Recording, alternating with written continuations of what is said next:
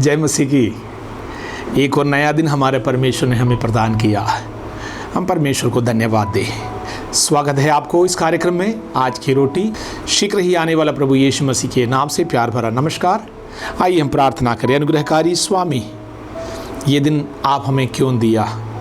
प्रभु जी, हम लोग बेशक नहीं जानते हैं, लेकिन आपके पास एक योजना है। हमें हालेलुया प्रभु, आज के दिन देखने के लिए आप जीवित रखा। आपका इच्छा और उद्देश्य आज प्रकट कर हमारे आत्मीय हृदयों को खोले, जिससे कि हम जान जाए कि हमारे परमेश्वर का प्रेम, प्रभु का इच्छा आज के दिन आप हमसे क्या कराना चाहते हैं। हमारे हालेलुया प्रथम करते हुए परमेश्वर, हमारे समस्त सृष्टियों के लिए प्रार्थना करना।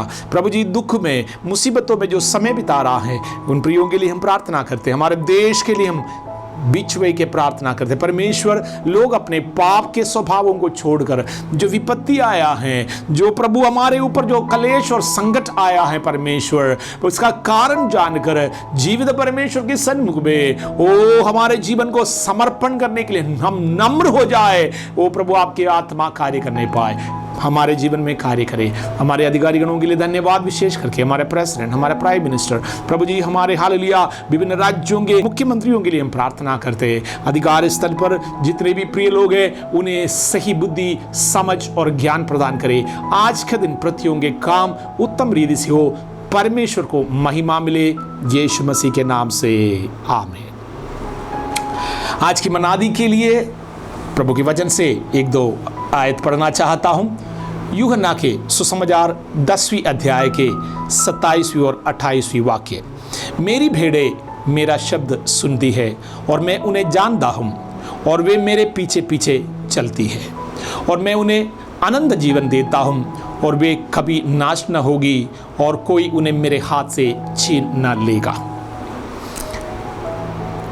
एक दिन एक व्यक्ति का प्रार्थना मैंने सुना।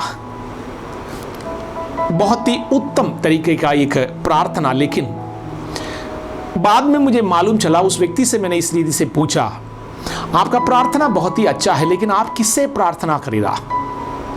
तो उस व्यक्ति ने कहा कि एक शक्ति है, वो शक्ति कौन है वो व्यक्ति नहीं जानता है।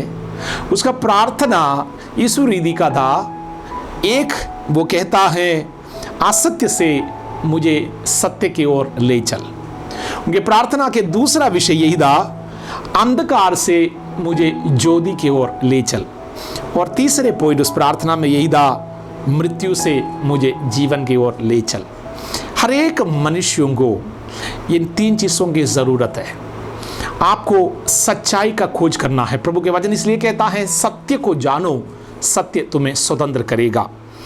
जब मैं सत्य की बात करता हूं, ये आत्मीय वचन है, आत्मीय बातें हैं।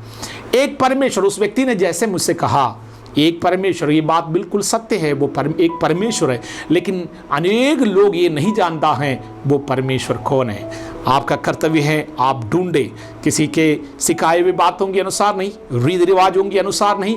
यदि आप आत्मिक है, हर एक मनुष्य आत्मिक है, क्योंकि उनके अंदर एक आत्मा है। हमारे अंदर आत्मा होने के कारण इस सत्य से आप परे नहीं हैं। आप इसको हल्के में नहीं ले सकते हैं। हमें बहुत गंभीरता से समझना होगा। सत्य की खोज आपको करना है। और दूसरा, अंधकार में, पाप और बुराइयों के कारण अनेकों बातों में लोग अंधकार में फंसे हुए हैं। सही ज्ञान नहीं है, सही प्रकार के बुद्धि नहीं है, सही प्रकार के कर्तव्यों को निभाना नहीं जानते हैं। मनुष्य स्वयं स्नेही होकर अशुद्धि में और आग के झील की ओर, अर्थात अनंत काल के नाश की ओर जा रहा है। तीसरा पॉइंट है, जैसे मनुष्य प्रभु के सत्य से दूर रहकर अशुद्धि में रहेंगे, वो मृत्यु में चला जाएगा।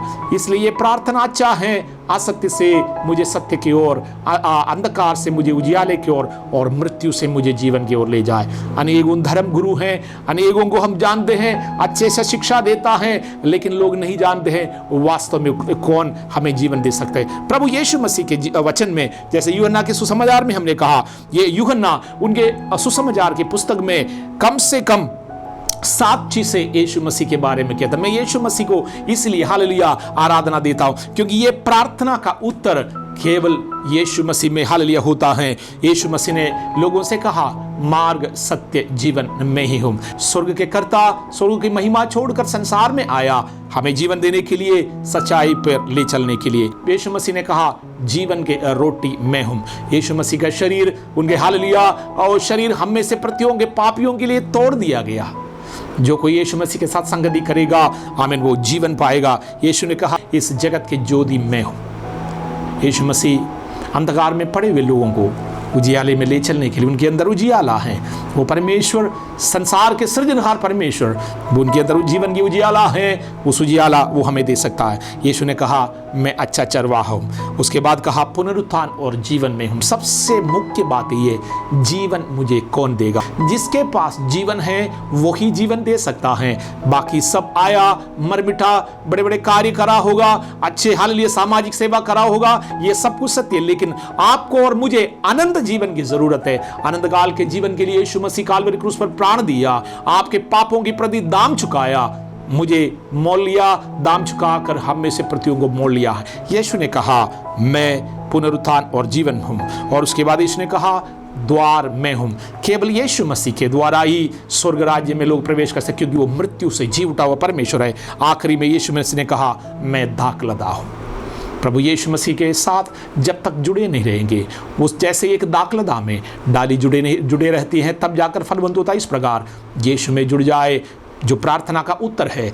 यूहन्ना गवाही अपने सुसमाचार में इस प्रकार लिखता है, मैं उस व्यक्ति से कहा हूँ, प्रभु यीशु मसीह में आपका प्रार्थना का उत्तर है। मैं प्रभु को धन्यवाद देता हूँ। यदि अभी भी आपको मालूम नहीं, सत्य को आप नहीं जानते होंगे, हो सकता है अभी तक आप जीवन नहीं प्राप्त करे होंगे, आज आपके लिए मौका है प्रियो, आमीन, जीवित परमेश्वर के वचनों के अनुसार अपने आप को नम्र करे, अनंत जीवन के लिए तैयार हो जाए। अन्यथा जो विपत्ति हम बना रहा है, इससे बड़ी बड़ी बातें भी होने वाला है, संसार के अंत होने पर है। इसलिए सत्य के मार्ग में चले। प्रभु आपको आशीष दे, अपने हृदय को खोले।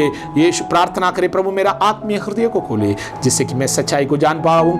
आज का दिन आपके लिए आशीषित रहे, आपका हर काम ओ यीशु के नाम से सफल रहे।